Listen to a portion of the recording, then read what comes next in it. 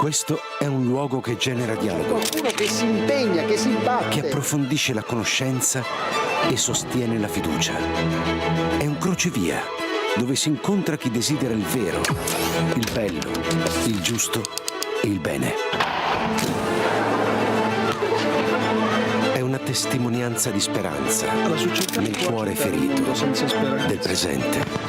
E tutto questo proporre con la propria vita esiste anche grazie a te.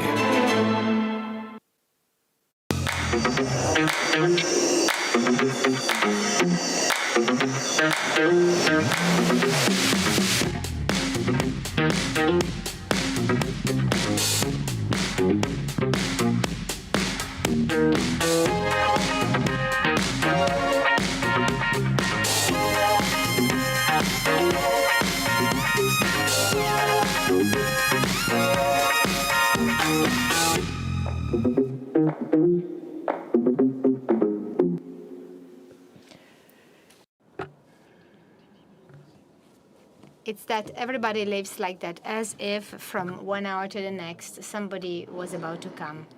So not as the assault of an enemy, but rather somebody, an unknown person. You cannot know who. This sentence is contained in the first novel written by Dino Buzzati, published in 1933, Barnabo of the Mountains. This is a novel that already tells a lot, if not everything, of what, until his death, the journalist, writer, a novelist who lived in Milan, but coming from originally that actually he would talk about the lost time and the dissatisfaction at the end of everything, and death as a destiny, and destiny, mystery, and expectation in the life of man. So what is man? So that actually somebody goes and finds him. So this unknown.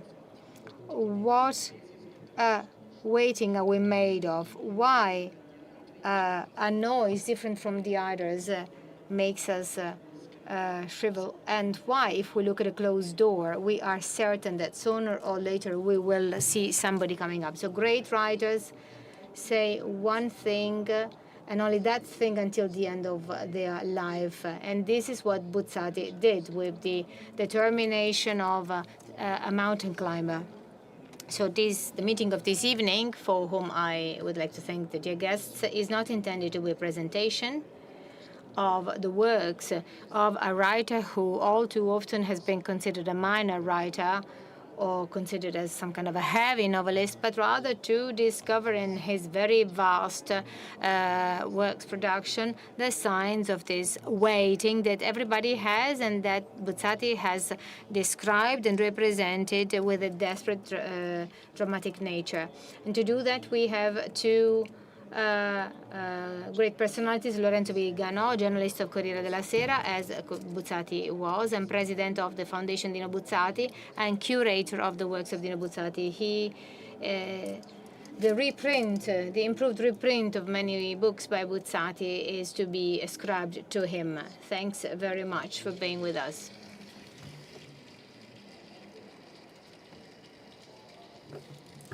Paolo Valerio, direttore del Teatro. Then Paolo Valerio, the director of Teatro Stabile of Friuli, Venezia, Giulia, a former artistic producer of the Teatro Stabile in Verona, who stages lots of performances, but he's here because he did the best theatrical representation of the desert of the Deserto dei Tartar, the Tartar Steppe, and it was the first graphic novel done in Italy, was done by Dino Buzzati, which is Poema a fumetti, with which Buzzati revisited the poem of Orfeo and Eurydice. So we have to start from the desert, the Tartar Steppe, that gave him notoriety in Italy and abroad. And the novel that he was too much identified with, sometimes to the detriment of other books and articles. So the best way to do that is basically to have it with his words. So we're now going to read out the introduction, the incipit of the Desert Steppe.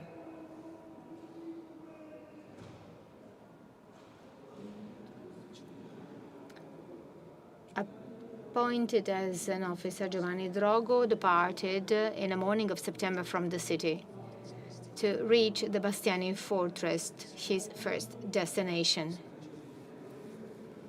He was woken up, it was still night, and he wore the uniform of the tenant. And then when he finished, he looked at himself at the mirror without finding the joy he had hoped for. In the house there was great silence.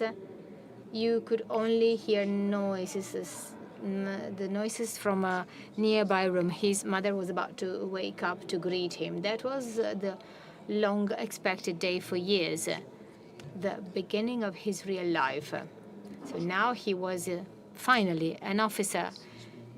He didn't have to, in a way, be on his books or tremble after listening to the voice of the sergeant. All those days were over. They had been consumed for over, forming days, months, and years that would never come back again. Now he was an officer. He would have had money. He would have been looked for by nice women, but eventually Giovanni Drogo noticed the best time, the first years of his young age, was probably over. And so Drogo was looking at himself at the mirror. He saw a smile on his face that he had looked to, to love. Paolo introduced us onto the steppe, the desert. Paolo Valerio, please lead us to the desert of Buzzati. So first of all, good afternoon, good evening, everybody. Thanks to Piero Vietti for inviting me and to Paolo Valerio. I'm talking with two fans of Paolo Buzzati with whom we've talked about this author. And thanks to you all for participating. The Tartar Steppe, as Piero said, is the most famous novel by Dino Buzzati. It's the novel which is often read not in a nice way at school, and so it leaves students with not such a nice memory. It's the lifetime. It's the novel of the lifetime of Dino Buzzati, and it's about life.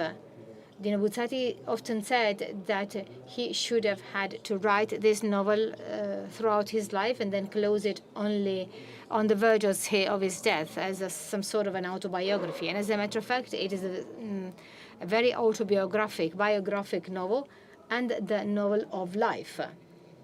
So the first lines read out by Paolo already introduces into the story and in this concept. I think actually you know the story. That's the story of Giovanni Drogo, who becomes an officer, and he is sent to the Bastiani fortress. That's the latest outpost protecting the empire from the arrival of the Tartans. And he would then spend the whole of his life there, waiting for the Tartans to come. And when he has to leave because he is ill and old, he has to leave when the Tartans are about to come. So that's really the life, the novel of life. When it was published, this was said by Pancrazio on the Corriere della Sera. It is, so to say, it means taking stock of one's existence. And actually the prospect of a young man who is about to live the whole of his life. So these first lines show how Giovanni Drogo is about to start his life. He's frightened, he's afraid. He, looking at himself at the mirror, he cannot find the satisfaction or the joy that should accompany any new chapter in one's life. And that is because he knows that the best time, so the young age, is probably over. That is something that often happens when I often talk about this novel to students who are about to finish the high school. I always try to explain this to them. That is to say that the moment when there is this passage from, so to say, high school and university is truly the beginning of a new life, as will be the time when you finish university and enter the world of work. Everything that was before, so the daily school activities will no longer be there. So that's, from a certain point of view, a moment of happiness, because that means change, but also the awareness that those years, that those things will never come back. And this awareness is, of course, puzzling and disrupting. And the same happens to Giovanni Drogo. The idea of the Tartar Steppe, when he worked at Corriere della Sera, he joined Corriere della Sera when he was about 22. He was not so certain of his skills. He writes down, actually, I've joined Corriere della Sera, but I'm sure I will be fired soon. Fact is that he will never be fired. He would do the whole of his life, 43 years working for Corriere della Sera, and he died in January 1972, having covered all possible tasks in the journalistic profession. So the novel stems from his experience as journalist at Corriere della Sera. In those nights, actually, journals would close at 4 a.m. in the morning. Nights were always repetitive. They were all the same. You were all looking for the great news. And Buzzati would be ironic and say, okay, when the news comes, the piece of news comes that, for example, the Martians have arrived in Milan, that means that you will be probably on vacation on your break day. And these things would happen for many years. And he noticed that some colleagues were about to become pensioners, the others who were very young. So I wondered whether also my life would be like that, if I also was bound not always to wait and never to, in a way, receive rewards or gratifications, waiting for the Tartans to come. And this was basically the inspiration for him to write the Tartar Steppe. So basically, Corriere della Sera becomes the transfiguration of, for Bastiani, fortress. He becomes the transfiguration of Giovanni Drogo, and all the nights, all that environment, the colleagues, and also the fear for punishment, the nights spent, they were all the same, become the Tartar Steppe, where Giovanni Drogo is waiting for his great occasion. That's why he would have had to write the novel for the whole of his life. In fact, he didn't. He published the novel in 1940, when Leo Longanesi asked him if he had a novel to publish, and he answered that he had this Tartar Steppe. So that's truly the novel of life, some kind of an educational novel, because it represents life as we would imagine it. What would be willing to sacrifice for that? Giovanni Drogo actually sacrificed the whole of his life, waiting and waiting, and then postponing. At the beginning, when he reaches the fortress, he would like to leave immediately, but then there's always something keeping him there, something romantic, or, for example, the trumpet singing, or the profile of a mountain scene from the window.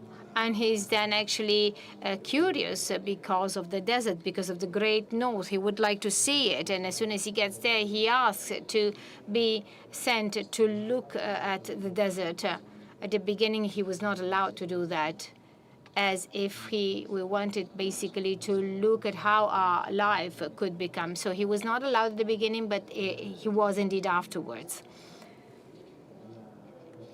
So before closing this part, I would like to share with you the following. In my life, after reading and rereading the novel several times, I have often wondered why he chose that title. The title originally was The Fortress. He was never somebody who would be who would like elaborated titles. He believed that very clear and self-explanatory titles would be better. So he gave this manuscript to Longanesi with the title The Fortress, La Fortezza. But actually, Leo Longanesi saw an explicit reference to the ongoing war, because the novel was published on the 9th of June 1940.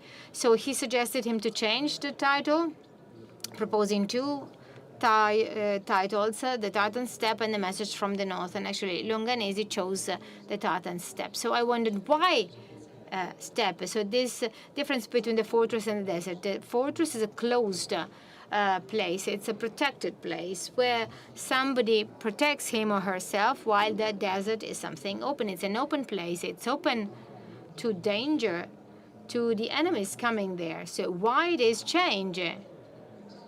My assumption is, since we said that that's actually the novel of our life, the desert is our life. The desert is a place where we will build our life. Hence, the relationship with the sentence that becomes the fil rouge to this meeting. In deserts, we will be in the desert, we will build with new bricks. And in the desert of our life, where we will build, so the desert that we will fill with what we can do. So there, in this desert, we will build with new bricks.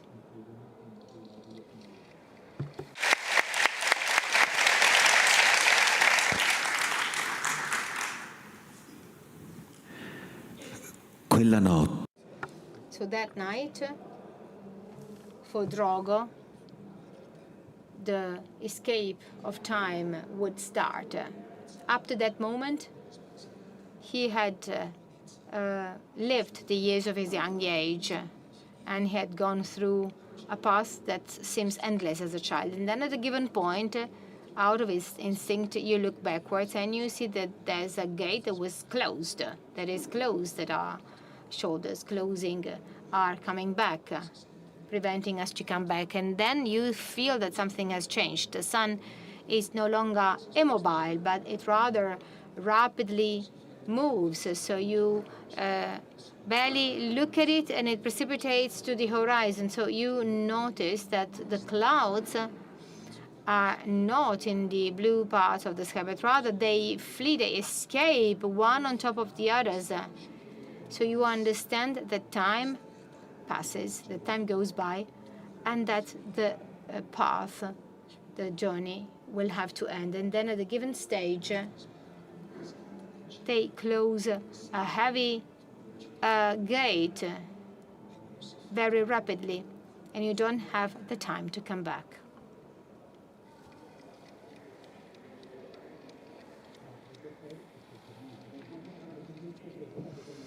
So the topic of time that goes by, Buzzati said that the Tartar Steppe is a novel about time.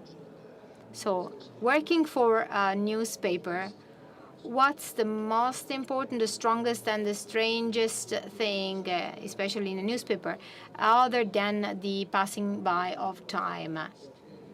For example, if you work for a newspaper, I'm writing, let's assume I write for a newspaper, I write news, and you're going to read this news tomorrow. But for me, that edition is the newspaper of the day before. So this issue of time. So oftentimes, if you work for a newspaper and you have your free day of the week that constantly changes in the week, and oftentimes you do not understand what day of the week it is.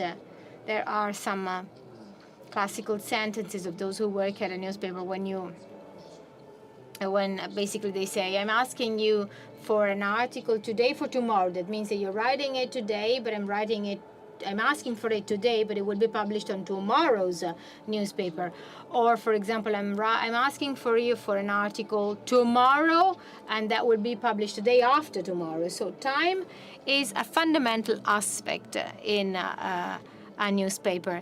Hence, it is natural that this escape of time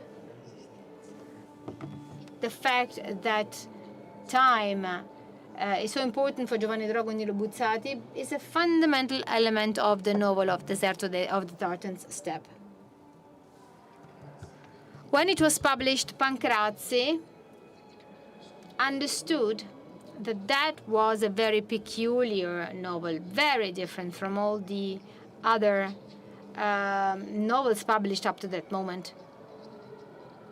Oftentimes I'm told by my students that nothing happens in that novel, but nothing happens while you are waiting. While waiting, nothing happens because waiting creates the content of the book. If you think of Hitchcock and the suspense and the thrill that you basically experience, actually you are struck by the waiting, by the fact that you know and you feel that something is going to happen. So that waiting, and that has to be filled. Time. The time that you are living while waiting for something to happen. In a newspaper, this is particularly felt. So the generation of those, of the teenagers who read that novel in those years strongly felt this. So the fact that time would never pass, but at the same time, time would rapidly go on, would rapidly precipitate. When we were locked in our houses during the lockdown period, many people thought back about the Tartar Steppe because that was a good reproduction. We were closed and protected in our home, in our fortress, waiting for the virus to come, and the virus was outside. And there we could actually perceive a distorted perception of time. A disposizione, ma contemporaneamente il tempo. We did not know why we had so much time at our disposal, and yet the time would precipitate. It would go on very, very fast. And this is exactly what Paolo has just read. So the fact that something is inevitably bound to end. So Giovanni Drogo feels, as he felt that at the beginning of the book, from his young age to his first appointment as an officer, he feels that something finishes, that something is closing. We don't really realize that. I mean, we are transported, we go on, but then behind us, the gate is closed. It closes. And so our life takes on a completely different meaning. Thank you. Thank you very much. Tartari, il suo romanzo.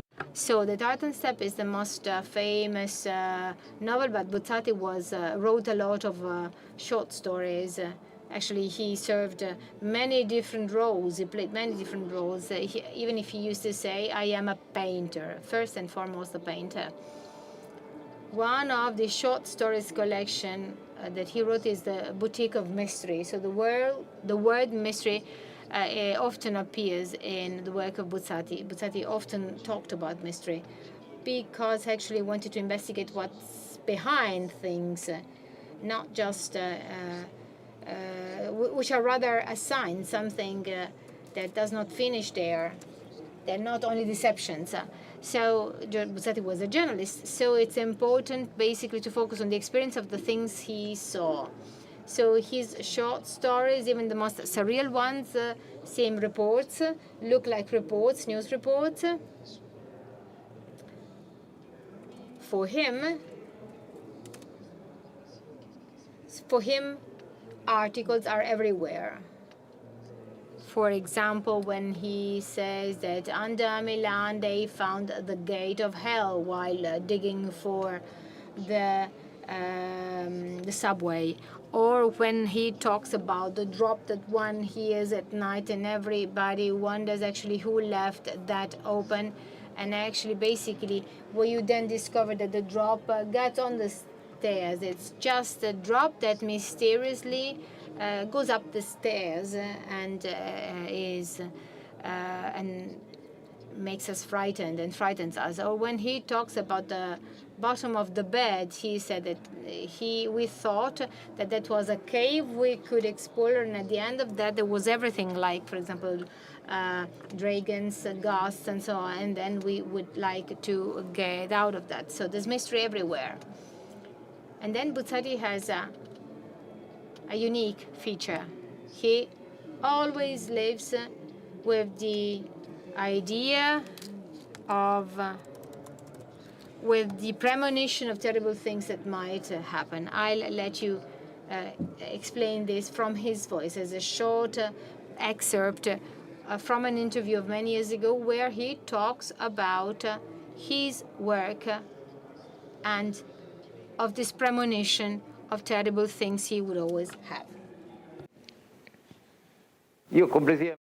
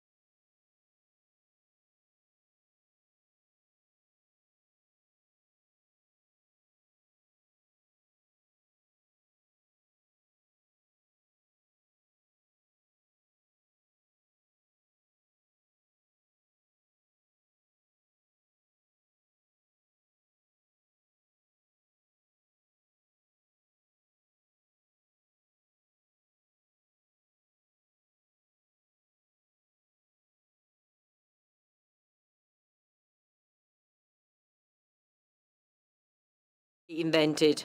So we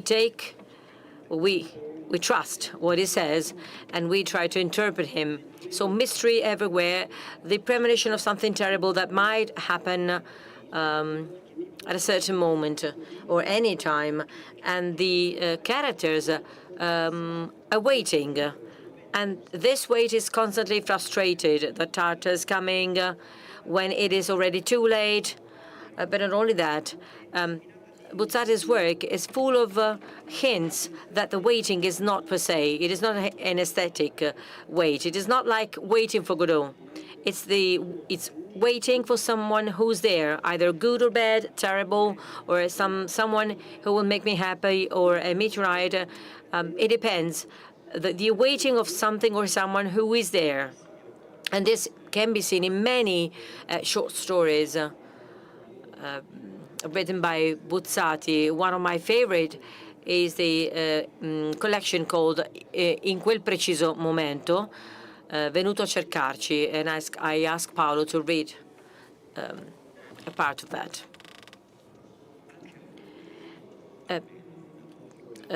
You too, at least one time, have probably experienced what follows. One evening, you go home, you return home, and someone tells you there was somebody asking about you, looking for you, but they didn't want to wait for you.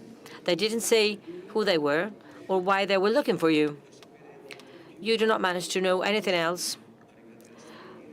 You may think, you may know whether it was a poor or a rich person, a man or a woman, beautiful or not, handsome or not.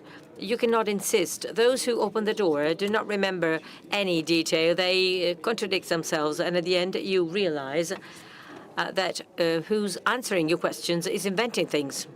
However, from several small circumstances, you do understand that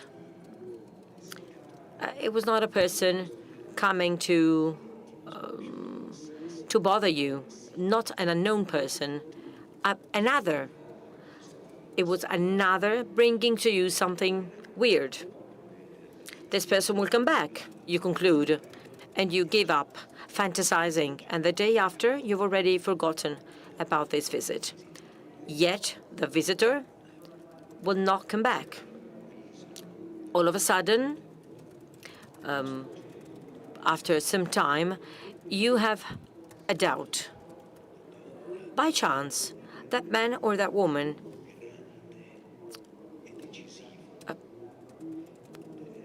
probably came for a big or a decisive reason. Could that been the occasion you've always dreamt of, and an occasion which might change your entire life, but you were not at home? So this very stupid coincidence, you've missed your appointment with the fate. And the unknown person, the foreigner, has never come back. However, in the depth of the soul, we are still waiting for this person to come back. We age and we wait. So this is perhaps the reason for which some bells, some doorbell ringing cause our hearts to beat faster than others. Qualcuno è venuto a cercarci. So someone has come to look for us. Someone is waiting for us. Someone who may be a monster. So someone pursuing us for all our lives. We think that they want to hurt you, but then the opposite is true. Probably they want to give us happiness. So Lorenzo, please help us with the time we have.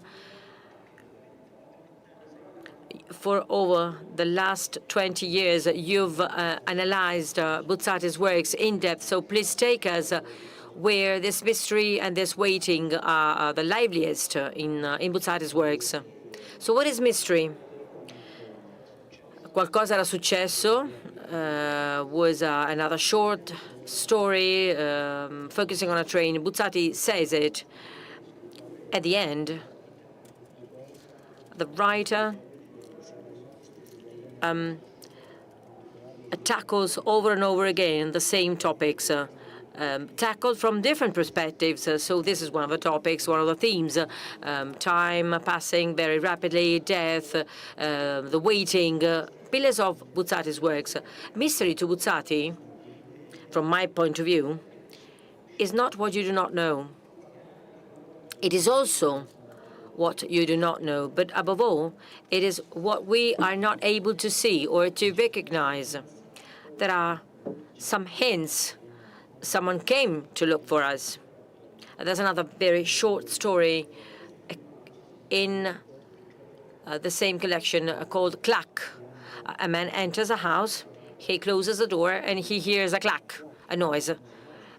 A normal clack, like many other times if he's heard the same clack. But that time, the clack, the sound, contains something different, like a premonition of a road ending, the gate being closed, something which will change and something which will never be the same again. Some hints given to us by the existence we are not able to recognize, but which are there. And from well, any time they may turn our life entirely upside down.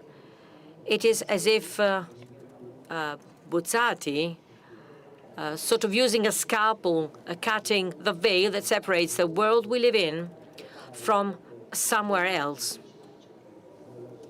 But who tells us that this is not the same world? So Buzzati shows us what can happen if a sheet of paper falls from a desk, or if someone is staring at us and we do not understand why this person is staring at us. So there's another short story. This man, this gentleman, Egregio Signore, siamo spiacenti di. That's the title of another collection of thoughts or very, very short stories. This man goes out of the house and he sees people staring at him. He does not understand why all the people surrounding him are staring at him. He stops in front of a shop window and he looks at his face because he wants to understand whether his face has something different from the other days. Everything is normal. And so aloud, this person says, I would like to know why. And while he's talking, he is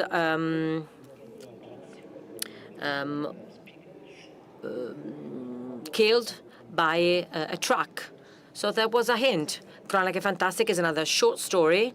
The man wakes up one morning, a normal man, an ordinary man. That morning, that day, he doesn't know why, while he's on the tramway, there's an unknown lady smiling at him. At the office, he has a problem with his work, and the boss says, "Don't worry. That day, everybody has taken note of this person. They noted him, and he's very happy. Finally, someone has noted me." And so he decides to postpone everything for the day after. He doesn't ask for an increase in his wage. He doesn't stop the unknown lady, telling himself, "I will do all these things tomorrow." The other day, the boss reproaches him.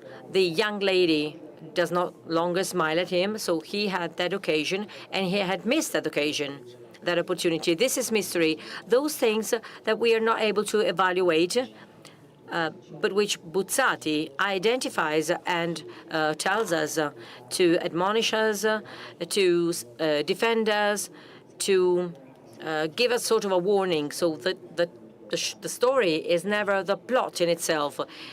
There's a second reading in it, something which is very close to our existence. This is why I would like to conclude my contribution by saying that Buzzati is my favorite author, is because I find in Buzzati, and I see in his stories, a mirror focusing precisely what I was or what I am, but which I am not able to recognize or to focus perfectly. There's a very beautiful passage of a very particular book, Un amore, a love, in which the mystery and the waiting suddenly make sense. What is around us all of a sudden tells us something very clear. It is a very beautiful page that Paolo is now going to read us, so taken from Un amore, a love.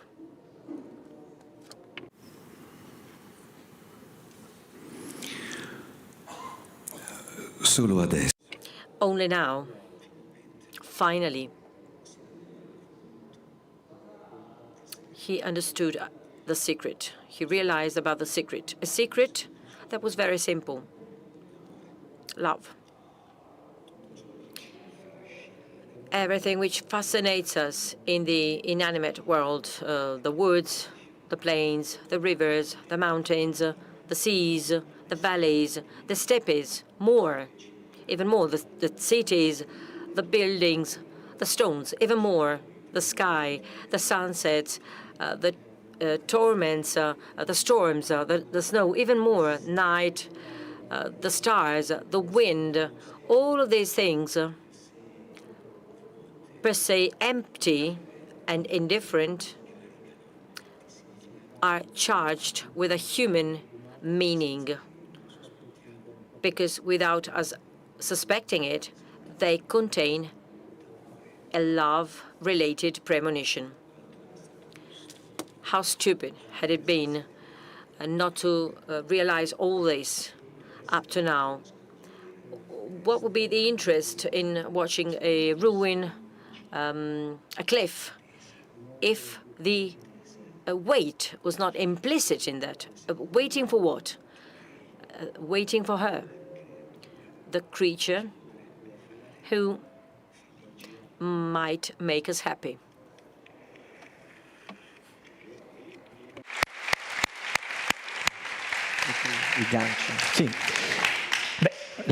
Well, the page of this novel, Un amore, is the last novel Dino Buzzati wrote. It's the story of a 40-year-old architect who falls in love with a very young call girl, and this terrible, tormented relationship, we would call it toxic today, totally haunts the protagonist. The novel led to lots of criticism. It would be defined politically incorrect today. you also said that it would be very difficult to have it as a play in the theater. It was a total change of direction vis-à-vis the previous works by Buzzati. Buzzati was a writer of fantastic literature, and whereas this is a realistic novel because it describes the torment of this man. And this story also stems from an autobiographic experience by Buzzati. And then the prose, it's a sort of interior monologue, a stream of consciousness. There are pages with no full stops. It's like a therapeutic form of writing. The only way out was writing about it. So it was like vomiting all the torment in Buzzati. So you can feel jealousy, desperation, the morbid attachment to the other person in the pages of this book. Until the end, this torment, love, that he admits when he was asked, why did you write such a novel at your age? He answered, I've always wondered why love has always caused such a great interest in mankind. And now I know it because I've discovered love. So during the novel, the protagonist doesn't make any reference to death. He's so haunted by the torment of this love story that he totally forgets about death until the end.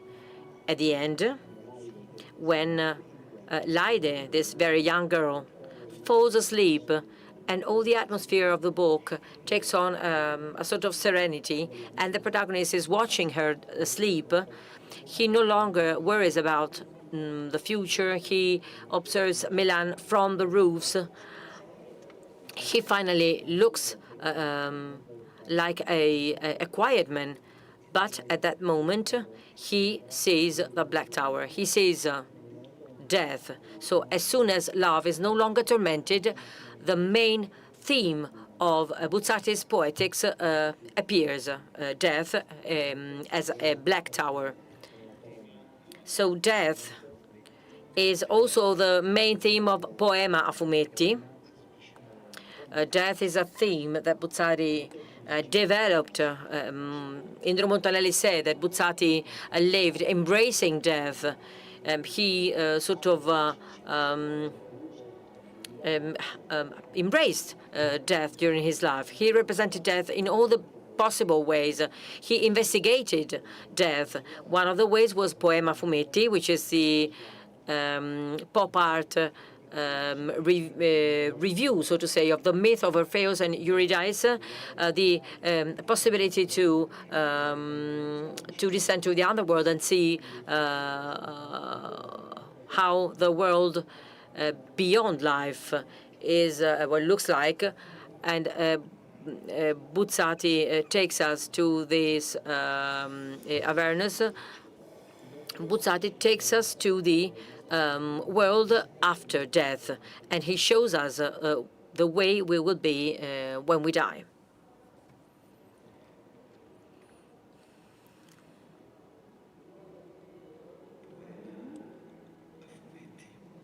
Poema fumetti. Words and pictures by Dino Buzzati.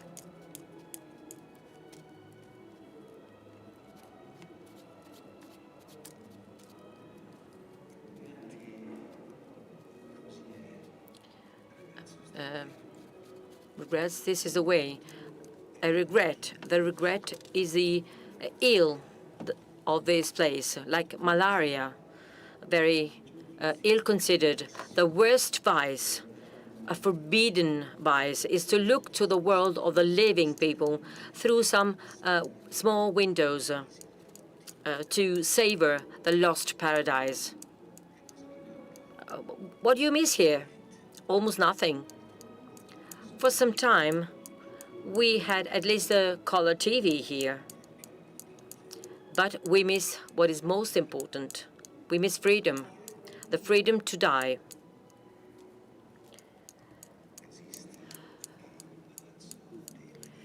There is also a building of the maniacs, a big building, a 2x2 in the cells. They make incredible efforts, stimulating one another to remember.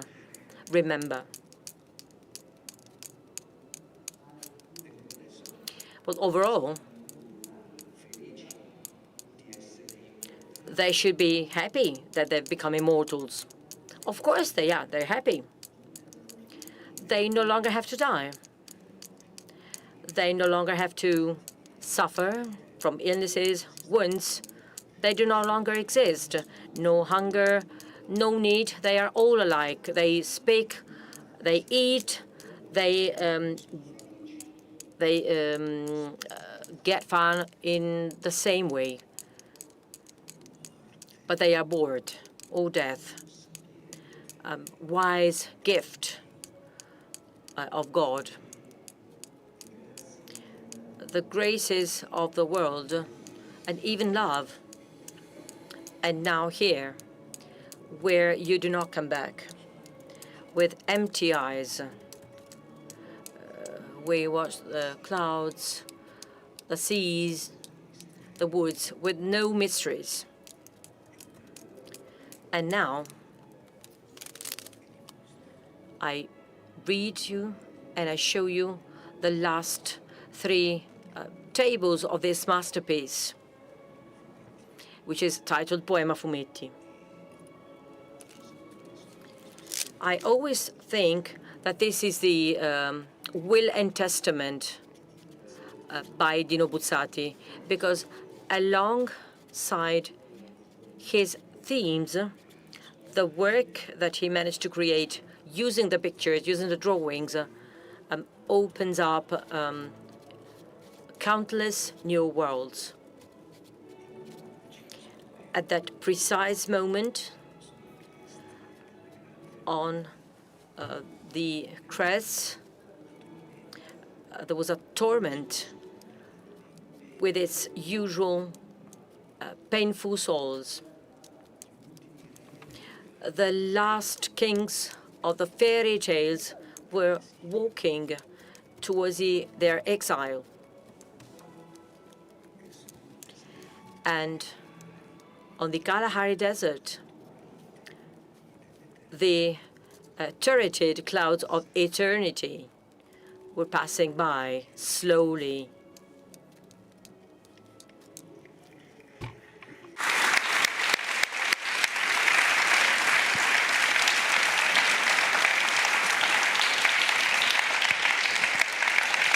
Questa attesa viva. So this lively, waiting, terrific, terrifying waiting is present until the end of the life and the works by Dino Buzzati. None of his characters is happy. They all wait for something, and then they receive a call. The regiment about to leave. We all form part of a regiment which is hidden somewhere in our towns, or maybe it is far away, or maybe it's in a street nearby. The regiment leaves. We receive a call. We need to leave. That's a fatal notice. Living means awaiting death, but not death as the end of everything, a turning off of all the energies. In the last collection of thoughts titled Reggimento parte all'alba, Buzzati writes, maybe after leaving, not everything ends. Maybe it's the greatest of the problems. What is the destination of the regiments about to leave? Lorenzo, in a few minutes, please help us understand Buzzati's relationship with death. We've already mentioned this, but with what comes after death, above all. Very rapidly, Poema Fumetti should have been titled The Dear Death, La Cara Morte. And the words he's just read explain it very well. Death should be something that we keep as a dear thing, Death gives a meaning to our life. Without torments, without pain, our life wouldn't have any meaning. So Buzzati explored this theme in every possible way. He explored it as a spectator. He investigated death out of his curiosity. He thought about it. He thought about the appearance of death. But at a certain point, Buzzati fell ill, and he would die because of pancreatic cancer. During the illness, he wrote Reggimento parte all'alba. The regiment is leaving at dawn. So we are all assigned to a regiment. Regiments may be found anywhere. When we receive the call, we need to leave. It's the only regiment that does not accept a rejection or a no. So this changes the point of view of Buzzati, because Buzzati is no longer a spectator. After he is diagnosed with the illness, he becomes a dead man walking. He has received a call.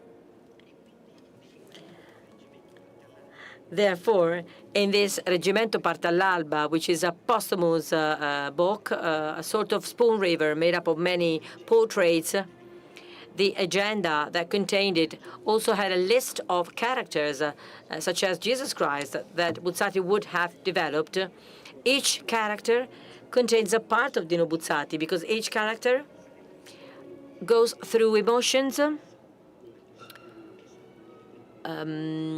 just the way a person about to die experiences. So serenity, the awareness that this person is about to die. Buzzati will tells us about this. He does not hide. He writes a novel directly. He was not afraid of dying. He was afraid of what he might have found after dying. And he was sad. He regretted the fact of not being a believer, because being a believer would have meant for him having a different view of what comes after death. He wrote a lay prayer titled God, an existing God, I pray you. He admonishes us, saying that death is not the end of everything. We should not be afraid of death, because it may be the conclusion of our life. Maybe we did not think about our life the way we lived it, but death may be faced with courage, with bravery, and it should be faced with bravery.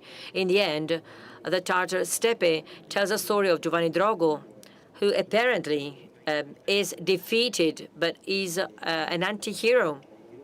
Actually, he wins his battle, and the same can happen to us. We live as if the regiment did not exist. We live as if the call never has to do with us, maybe our neighbors, but not us. Buzzati once again admonishes us. This is not the case. You are going to receive the call sooner or later. So before listening to the last two readings by Paolo, I would like to try and give my personal reading this last novel, but also analyzing Buzzati's relationship with the death. The notice that we receive and the characters of Buzzati receive. This regiment doesn't have to do only with death or with an immediate departure. A curse, the gift, the illumination that have us start to wait. The drop going up the stairs, Alaide, e Colombre, the foreigner coming to look for us, the person waiting for us, pursued by mystery for the entire life. Buzzati didn't manage to give a face to that, but he has always perceived it below the crust of reality. a mystery which is vibrating, and it is below all the things. So the writer from Belluno repeated until the end to his readers the only thing that he has written in every line: man is a mysterious and big weight, and when he realizes, receiving the notice that the regiment is about to leave, man can no longer live as he used to live before.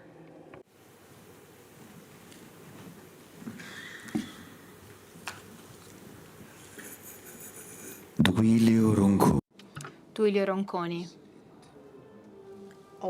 landowner.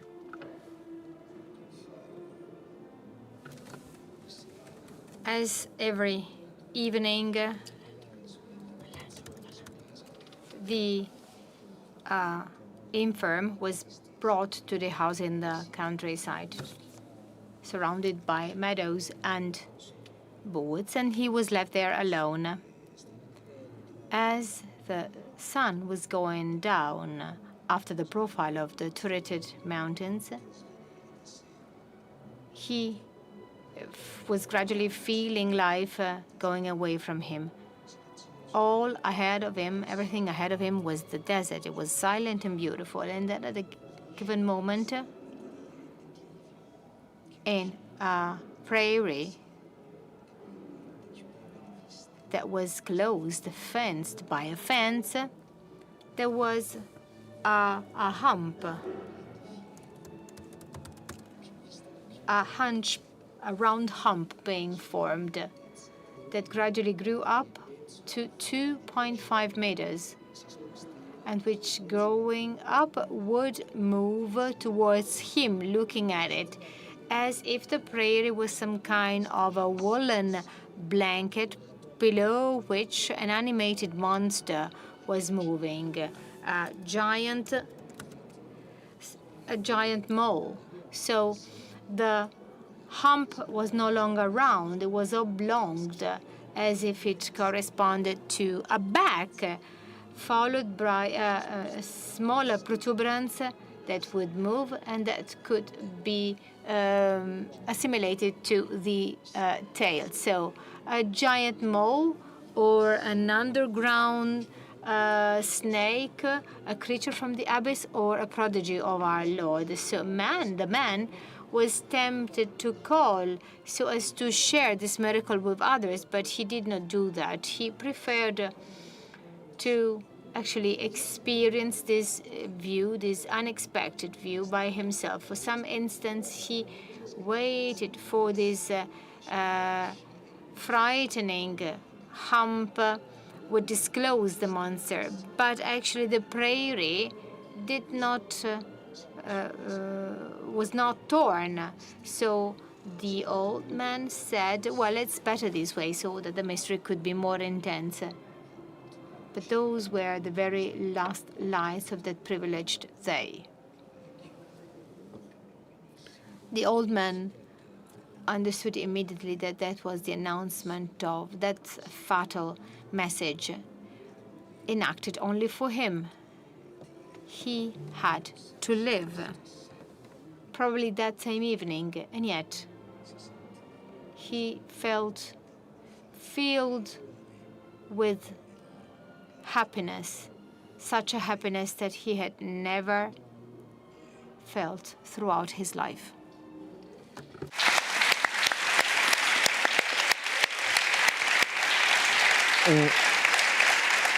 Un breve racconto che ricorda. This is a short story that reminds us to the last pages of the Tartar Steppe. So the serenity, the happiness, in the end, there's despair, there's outrage, but also serenity.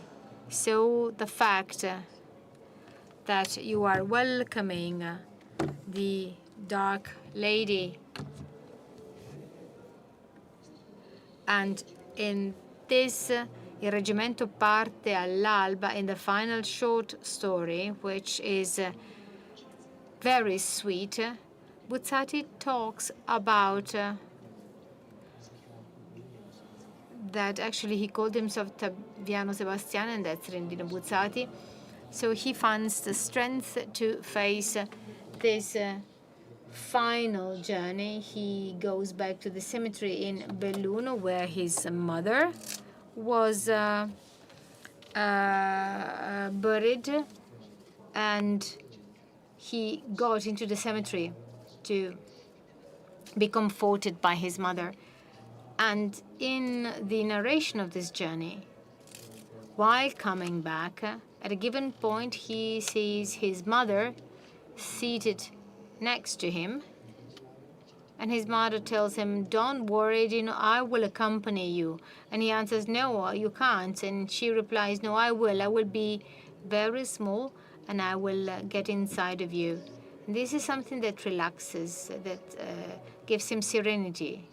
So he sees his regiment there, close to the street, and then he gets out of the car and leaves with his regiment.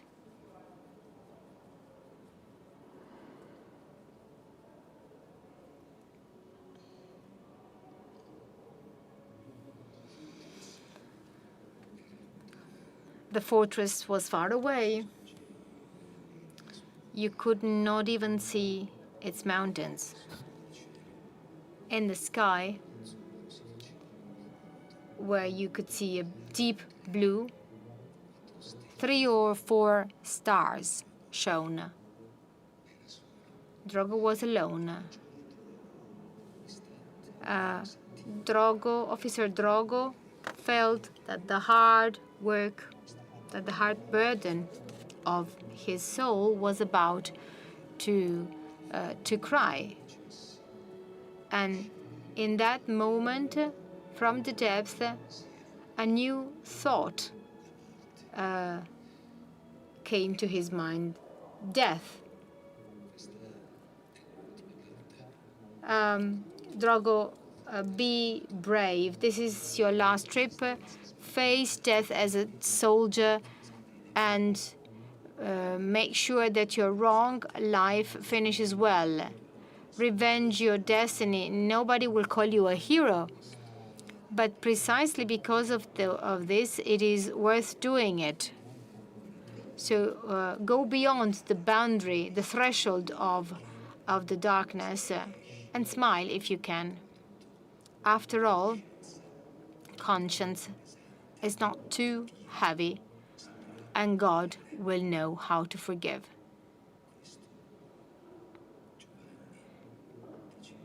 This is what Giovanni was telling himself. It was some kind of a prayer.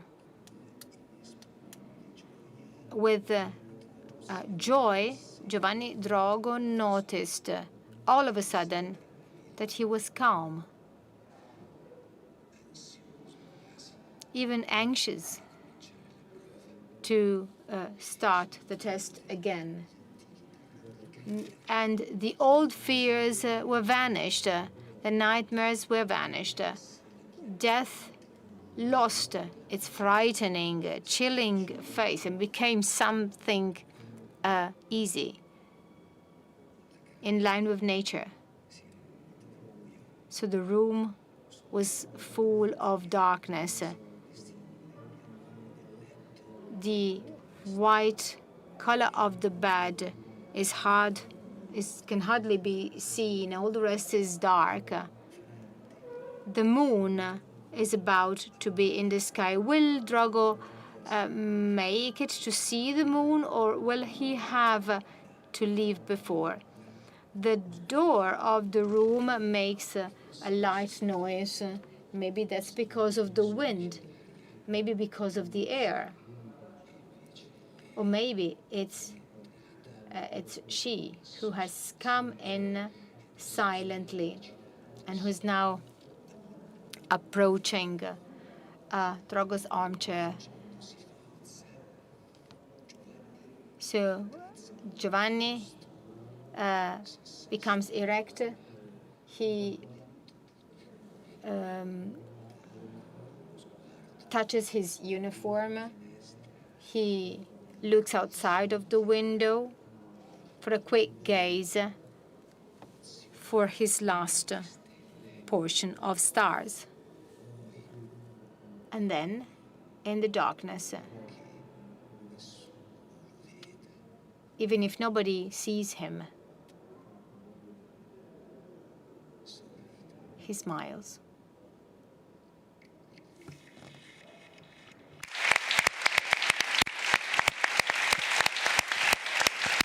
Grazie a Paolo Valerio.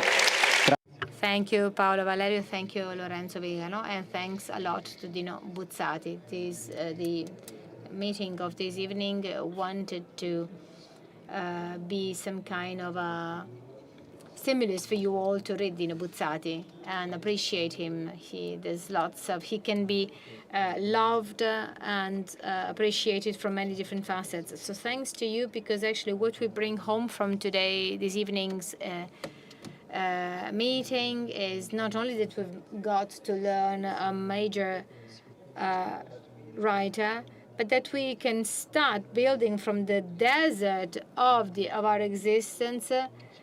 We can start building, waiting for somebody to come. Thanks to you all. I would like to remind you that the meeting goes on. We can support the meeting, and so we would like to kindly ask you to help the meeting by donating. All over the trade fair, there are Dona Ora counters for your donations. So do continue donating for the meeting and enjoy the rest of your evening. Thank you.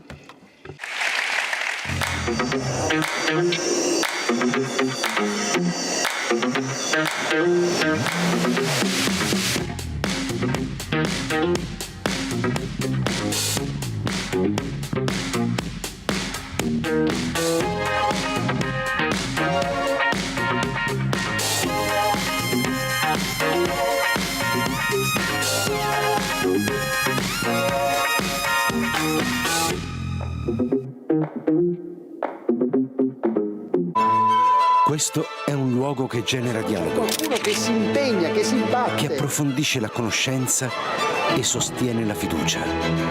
È un crocevia dove si incontra chi desidera il vero, il bello, il giusto e il bene.